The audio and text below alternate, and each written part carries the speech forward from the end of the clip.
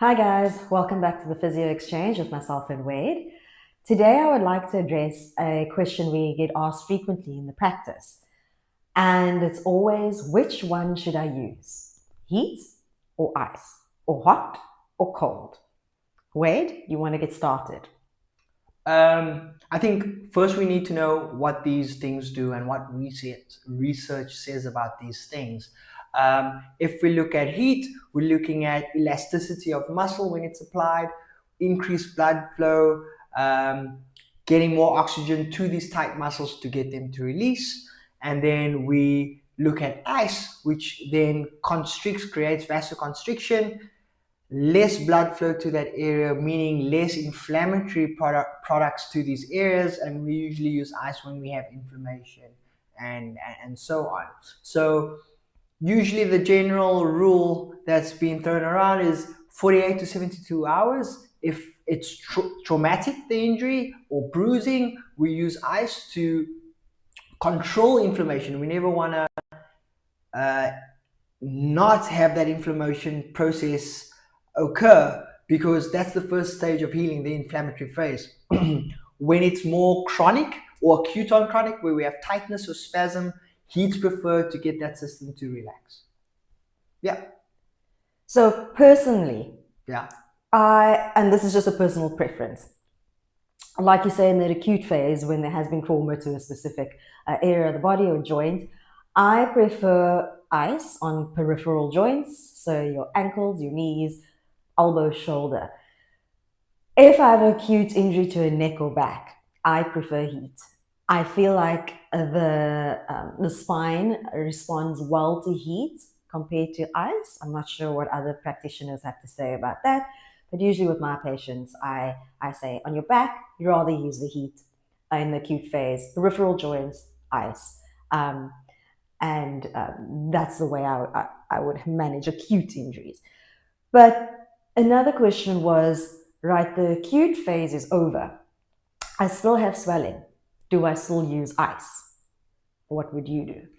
well, clinically, it's important to see if it's just residual swelling. Is that swelling due to lack of muscle strength, that I can't create that circulatory flow by creating that muscle pump?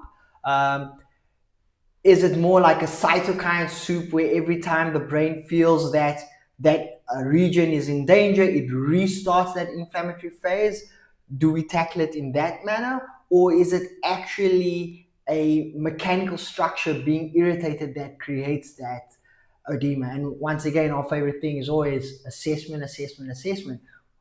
To determine that, we have to kind of figure out the why.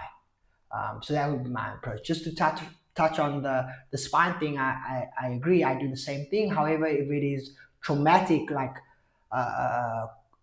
contact to the spine, bone bruising, I'd still be using ice around there. The muscle protective spasm, definitely heat for acute things on the back and neck as well. All right, then the next thing, Wade, there's been a lot of hype around cold plunges. Yeah. What is research telling us about cold plunges and the benefits thereof? Okay, so the benefits thereof are obviously it's controls inflammation. So we get vasoconstriction. After we get out of that area, we get a process called the Huntington-Lewis effect, where we have massive vasodilation to kind of warm up the body, meaning that we have a massive increase of blood flow, oxygen to that area, basically flushing out whatever lactate and byproducts is created by pushing the body to those limits. However, lots of research has now come out to say that it basically dulls the signaling to the brain for muscle strength or strengthening or muscle growth. Also shown that it kind of inhibits hypertrophy of muscle. But they are you're always going to get, and that's research, right? Pros and cons. So we take that information and we use it in the clinical practice.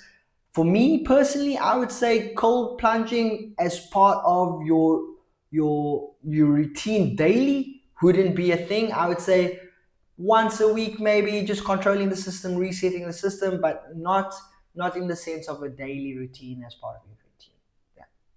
Cool. Yeah. Thanks so much. Sure, guys. Thank you for joining the Physio Exchange once again. Remember, if you have any questions, please drop by the website, click on the podcast link, and leave us a question. See you.